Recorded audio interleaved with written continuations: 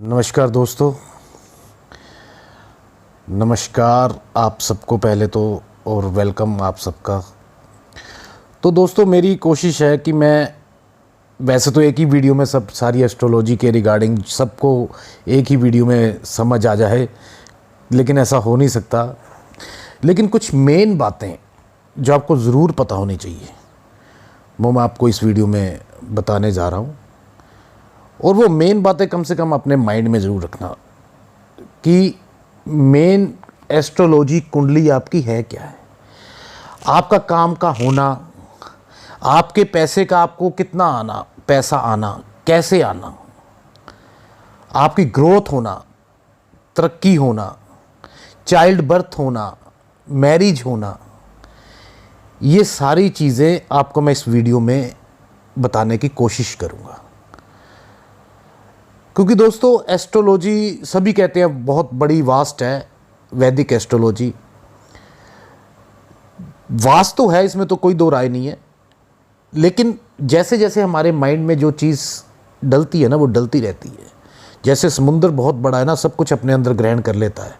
आपका माइंड भी इतना स्ट्रॉन्ग है कि हर चीज़ें धीरे धीरे जब आप पकड़ना शुरू करोगे ग्रहों को, तत्वों को, तो वो आप ग्रहण करना शुरू कर लोगे। ये मेरा विश्वास है और आप भी इसी तरीके से थोड़ा सा समझें और ग्रहण करना शुरू कीजिए। दोस्तों चाहे वैदिक हो चाहे न्यूमरोलॉजी अलग चीज़ हो जाती है। नक्षत्र नाड़ी अपना साउथ में बहुत पॉपुलर टेक्निक है। वैदिक में भी 11th हाउस को बड़ी इंपॉर्टेंस दी गई हुई है। आज मैं स्पेशली 11th हाउस के साथ जो घर अटैच होते हैं मैं उनके साथ आपके साथ बात करूंगा कि अगर किसी का काम रुका हुआ है तो वो कैसे बनेगा, और अगर रुका हुआ है तो रुका ही रहेगा क्या, पैसा नहीं आ रहा है तो नहीं आएगा, कुछ टाइम के लिए नहीं आ रहा है बाद में आ जाएगा। कोई भी काम है जो मैंने पहले आपको गिनाए हैं। तो दोस्तों एक नक्षत्र नाड़ी जो हमारी है, जिसको हम नाड़ी एस्ट्रोलॉजी भी कह देते हैं, उसमें घरों के बारे में बताया जाता है। नॉर्मली दोनों चीज़ों को मैं दोनों को बताऊंगा, लेकिन आप कंफ्यूज नहीं होंगे, ये पहले ही आप अपने माइंड में रख लीजिए। कोई भी आप सॉफ्टवेयर यूज़ कर रहे हो, या एस्ट्रोलॉजी सीख रहे हो, या वैसे नॉलेज के लिए वीडियो सुन रहे हो, लेकिन ये दोनों को सुनना और दोनों को समझना कि मैं आपको क्या बात चीज़ कह रहा हूँ, कि वैदिक और नक्षत्र नाड़ी में मैं आपको क्या समझाना चाहता हूँ। मेरी वीडियो है आज 11th हाउस क्यों इतना इंपॉर्टेंट आपकी कुंडली में है। कहते हैं ना कि मेघनाथ के सभी ग्रह, जैसे रावण ने अपने टाइम पे सभी ग्रह अपने वश में कर लिए हुए थे, और वो मेघनाथ के जन्म के टाइम पे वो 11th हाउस में ही थे। राहु या केतु में तो एक था, दूसरा 5वें में था, क्योंकि 7वें उसमें एक्सिस में होता है वो। लेकिन शनि ने अपनी चाल एक कदम 12वें घर में रख दिया। तो रावण ने, कहते हैं कि शनि इसीलिए उसको टांग तोड़ दी और लंगड़ा ग्रह कहा जाता है। 11th हाउस मेघनाथ की कुंडली में क्यों रावण रखना चाहता था 11th हाउस में? तो दोस्तों इसका बहुत बड़ा कारण है। कारण ये है कि जो 11th हाउस है ना हमारा, वो हमारी इच्छा पूर्ति का है, डिजायर्स का है। कोई भी फुलमेंट लाइफ की होनी हो, कोई भी चीज फाइनल होनी हो, बच्चे का बर्थ होना है तो बच्चे का बर्थ हम कैसे देखते हैं, 5वां घर संतान का हो गया। अगर 11वां घर साथ में अटैच होता है तो वो फाइनल बच्चे का बर्थ में कोई दिक्कत नहीं होती। अगर 5, 8, 12 हो गया तो 8 पेन, 12th लॉस। ये वैदिक में आपने नॉर्मली पढ़ा है सारा कि कौन सा घर किस चीज के रिगार्डिंग है। अब कई लोग कहते हैं कि सर मेरा 9th और 10th लॉर्ड इकट्ठे होकर 9th में बैठ गए, लेकिन मुझे उनके टाइम पे रिजल्ट नहीं मिला वैदिक में। तो यहाँ पे प्रेडिक्शन थोड़ी सी वैदिक में डीप में, बहुत डीप में जाना पड़ेगा कि रिजल्ट क्यों नहीं मिला और रिजल्ट कैसे मिलेगा। लेकिन इसके कंपैरिजन अगर आप नक्षत्र नाड़ी में देखोगे तो आप उसमें साफ है कि जो पैसा देने वाला घर है, अगर पैसे की बात करें तो वो दूसरा है, छठा है, 7वां है, 11वां है। उसमें 5वां घर और 9वां घर जिसको हम लक्ष्मी स्थान कहते हैं वो पैसा नहीं देते हैं, ये पांचवा और नौवां पहले टाइम पे हम कहते थे कि ज्ञान, पांचवा ज्ञान देता है, स्टडी, नौवां हायर स्टडी है, तो उसको ज्ञान को पैसा कहते थे, वो लक्ष्मी, वो ज्ञान की लक्ष्मी थी। आज का टाइम है मटेरियलिस्टिक, आज के टाइम पे पैसे की लक्ष्मी, पैसे को लक्ष्मी कहते हैं। तो उनके हाउसेज है 2, 6, 7, 11, इनके अलावा कोई पैसा आपको नहीं देगा। 8वां हाउस आपको थोड़ा सा हिडन धन दे देगा, कोई किसी से कई तरफ से पैसा आ जाए जो आपका नहीं है। दूसरा हाउस आपका पैसा है और उससे 7वां हाउस 8वां, अब वो आपका पैसा नहीं है, वो कहीं से आ गया आपको, ठीक है, उसको हम काउंट नहीं करेंगे। तो दोस्तों 11th हाउस कैसे इंपॉर्टेंट है और आपने कैसे देखना है? अगर आप वैदिक कुंडली जानते हो तो वैदिक में आपने देखना है कि आपके कितने ग्रह 11th हाउस में, और क्या वो भावचलित में ही भी 11th में ही है। अगर भावचलित में वो 11th में है तो वो 11th हाउस आपका रिजल्ट देगा, बीच में आ जाएगा। बाकी उनकी उस ग्रह की राशियां कहां पड़ती हैं, जैसे सपोज कर लीजिए मेष लगन की कुंडली है, 11th हाउस में शनि की राशि आएगी, 11 नंबर आ जाएगा, एक्वेरियस। तो मंगल को हम देखें, मंगल के पास 2 राशियां हैं, मेष और वृश्चिक, और 11 नंबर में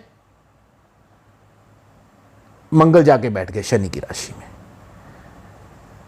तो मंगल को प्लैनेट के जो घर हुए वो 1, 8 और 11 हो गए, क्योंकि 1 और 8 उसकी राशियों का घर है और मंगल जहां पे बैठा है वो 11 है। 1, 8, 11 का मतलब 8 चाहे नेगेटिव हाउस है, 6, 8, 12 को वैदिक में भी नेगेटिव कहा गया है, ये आपको पता है। इसको नाड़ी ने भी नेगेटिव बोला है, लेकिन नाड़ी में जब 6 के साथ 11 जुड़ जाता है, सपोज कर लीजिए कोई प्लैनेट 6ठे हाउस में बैठा हुआ है और नक्षत्र लोड जो उसका होता है, जैसे हम कोई प्लैनेट होता है, ये तो आपने नक्षत्रों के बारे में पढ़ा ही है, हर प्लैनेट्स के अपने अपने नक्षत्र होते हैं। एक प्लैनेट होता है, उसका नक्षत्र होता है, लोड होता है, और उसके बाद एक कस्पल लोड होता है। अगर कोई प्लैनेट 6 में बैठ गया, उसका नक्षत्र लोड 11 में बैठ गया, कस्पल लोड कहीं और बैठ गया, 2 नंबर में बैठ गया, 4 नंबर में बैठ गया, तो अब ये समझिए कि 6 और 11 का कॉम्बिनेशन, जैसे हम तीनों को लेंगे लाइन में, पहले प्लैनेट के घर कौन से हैं, फिर उसके नक्षत्र लोड कौन से घर ले रहा है, कस्पर रोड कौन से ले रहा है, सॉफ्टवेयर में आ जाता है नक्षत्र नाड़ी, आप खोलेंगे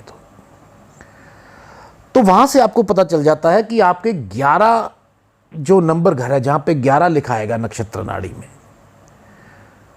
वो आपका कितने 9 प्लैनेट है, 9 में कितनी बार आ रहा है, जो उसका नक्षत्र प्लैनेट है उसमें आ रहा है, कस्पल रोड में आ रहा है। और इसमें एक बहुत इंपॉर्टेंट चीज है,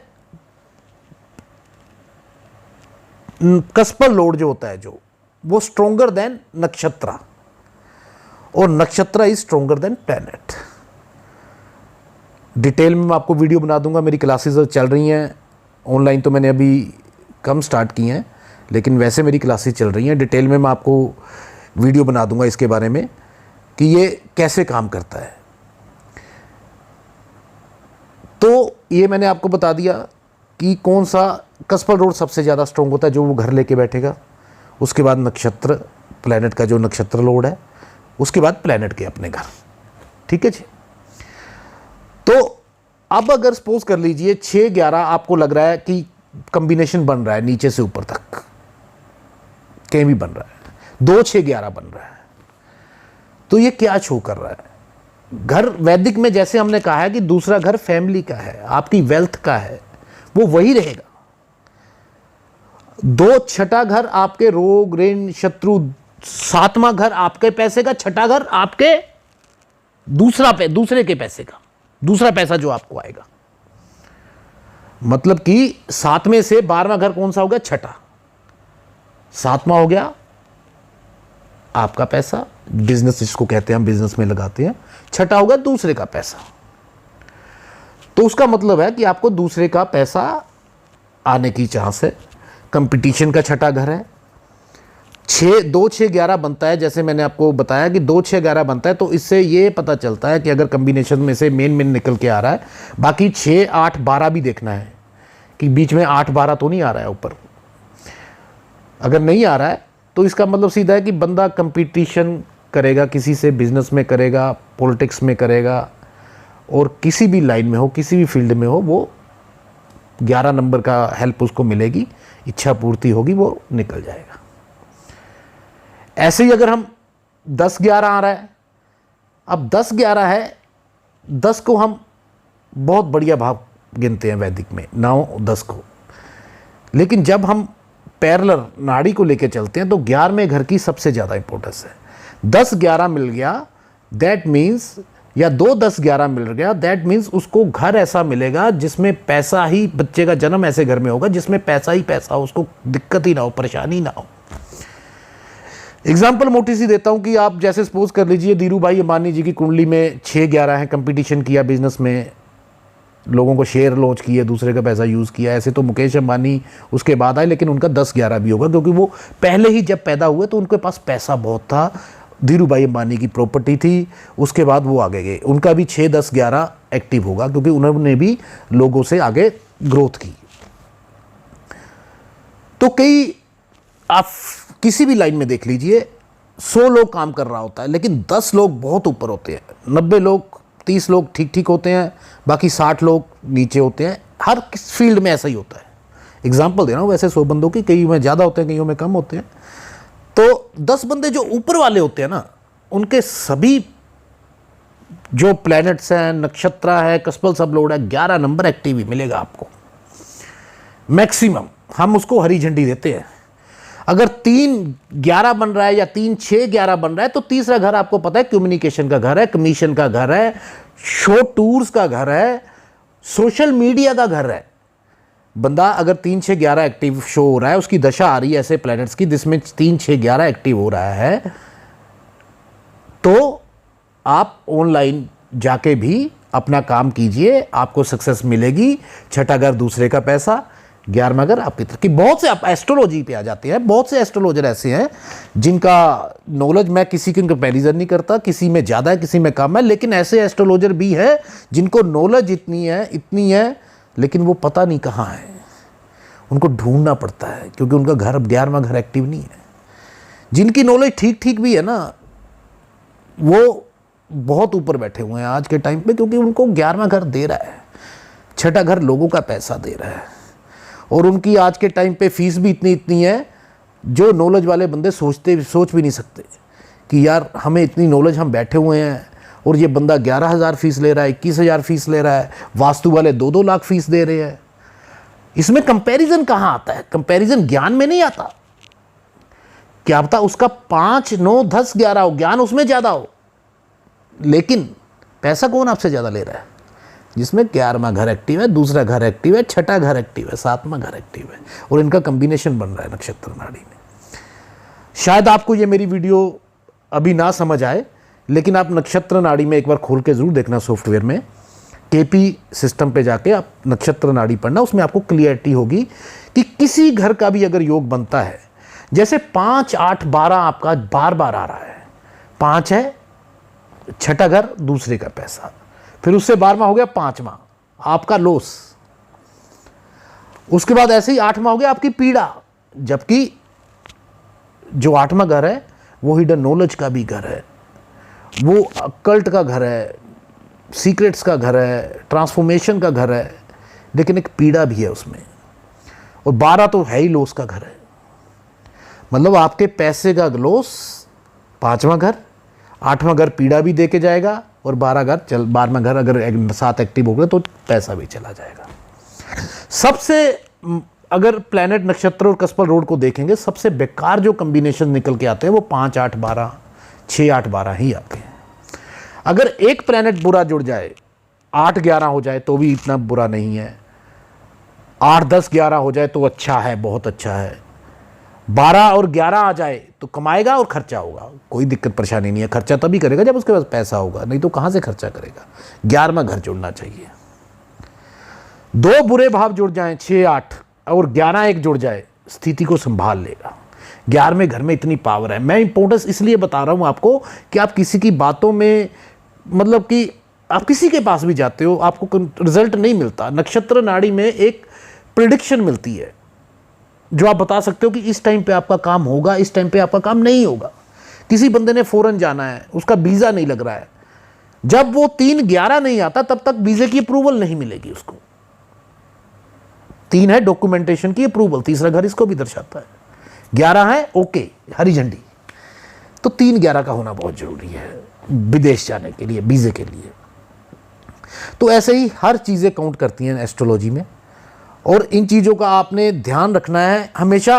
पहले घर की तरफ लगन 1, 6, 11 अगर बनता है, एक हो आप अकेले, जो आदमी खुद होता है, एक खुद आप हो, 6 है दूसरे का पास है, 11 है प्रॉफिट, डिज़ायर फुलफिलनेस का घर, वो आपको आपको फ़ायदा मिलेगा आपको खुद को। अगर आप 1, 5, 9 है कि तीनों त्रिकोण मिल गए तो बहुत बढ़िया है, और एक इकट्ठे बैठ के कुछ नहीं मिलेगा उसका। हाँ, अगर उनके नक्षत्र लॉर्ड 11वें के साथ लिंक बना देते हैं, कस्पल लॉर्ड उनका 11वें के साथ लिंक बना देता है, तो फिर कुछ ना कुछ मिल जाएगा। प्लैनेट अगर बैठ गए तो ये पहले वाली वो कुंडली होगी जब ज्ञान की वैल्यू में कह रहा था कि आपको ज्ञान मिलेगा, उसको लक्ष्मी कहते हैं। मटेरियलिस्टिक लक्ष्मी नहीं आपको मिलेगी। पीड़ा घर छठा है, सबको पता है छठा घर है। अब छठे घर का कैसे देखना कि कौन सी बीमारी हमें आने वाली है, कौन सी बीमारी हमें रह सकती है और लंबे समय तक रहेगी, 8वां घर जुड़ेगा या नहीं जुड़ेगा, सारी चीज़ें क्लियर हो जाती है। छठे घर में जो प्लैनेट कस्पल रोड है, छठे घर का कस्पल रोड वहाँ पे आता है, होगा सॉफ्टवेयर में इजीली आ जाता है, और वो जिस प्लैनेट का नक्षत्र है उसके रिलेटेड आपको प्रॉब्लम आएगी।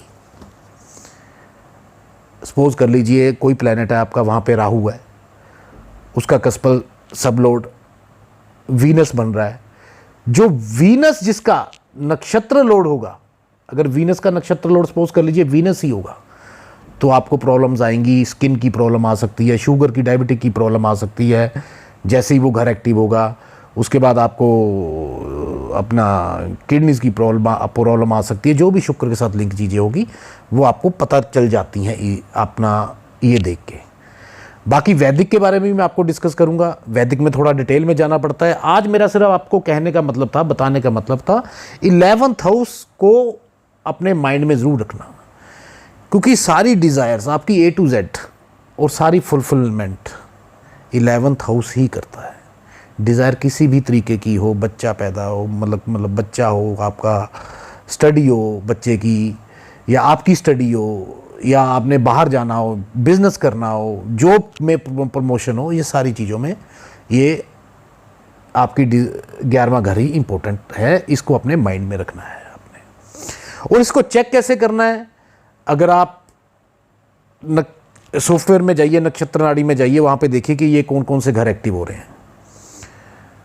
आप थोड़ा सा प्रैक्टिस कीजिए, आपको पता चल जाएगा। बाकी कौन से घर किस किस चीज़ के कारक है वो वैदिक में पता ही है, ऑलरेडी बता चुके हैं, सब पता है कि लगन आप हो, सेकंड आपकी वेल्थ है, फैमिली है, थर्ड कम्युनिकेशन है, कमीशन है, अपना शॉर्ट ट्रैवलिंग है, फोर्थ आपका घर है, व्हीकल है, सुख सुविधा है, फिफ्थ आपका ज्ञान है, संतान है, छठा रोग ऋण शत्रु है, सर्विस है, डेली रूटीन है। जब छठा घर एक्टिव होगा डेली रूटीन भी बन जाएगा आपका। ये बहुत बड़ी बात है, जिनका डेली रूटीन नहीं है, छठा घर एक्टिव होने पे डेली रूटीन बन जाएगा। 7वां आपका शादी है, बिजनेस पार्टनर के साथ बिजनेस है। 8वां हिडन अक्कड़ नॉलेज, पीड़ा। 9वां घर भाग्य भी कहते हैं, ज्ञान भी है, सब ये वैदिक में आपने पढ़ा होगा, चीज़ें वही रहेंगी। 10वां आपका कैरियर है। 11वां उसी में भी कहते हैं कि इच्छा पूर्ति। और 12वां हॉस्पिटलाइजेशन, जेल यात्रा, मेडिटेशन, आइसोलेशन, ये सारी चीज़ें हैं। लेकिन जब कभी 11वां घर या 10, 11 दोनों जुड़ जाए तो आदमी की ग्रोथ कंफर्म हो जाती है दोस्तों। बाकी दोस्तों मैं इस वीडियो में इतना ही कंप्लीट करूँगा, लेकिन अगली वीडियो में आपको डिटेल में बताऊँगा कि चीज़ें कैसे होती हैं। बाकी डिपेंड करता है आपके कमेंट्स के ऊपर। जो जानना चाहते हैं वो कमेंट कर दें, वीडियो जल्दी बना दूँगा। तो नहीं तो थोड़ा सा डिले मेरा हो ही जाता है, चैनल में मेरी वीडियोस टाइमली नहीं डलती, तो उसके लिए मैं आपसे क्षमा चाहता हूँ, क्योंकि कुछ बिज़ी रहने के चक्कर में सारा टाइम निकल जाता है। तो वीडियो कभी माइंड में आती है तो मैं आपको कुछ बताने के लिए डाल देता हूँ इम्पोर्टेंस क्या है चीज़ का। तो दोस्तों आपसे मैं विदा लेता हूँ। थैंक्स फॉर दोस्त फ्रेंड्स, ऑल द बेस्ट।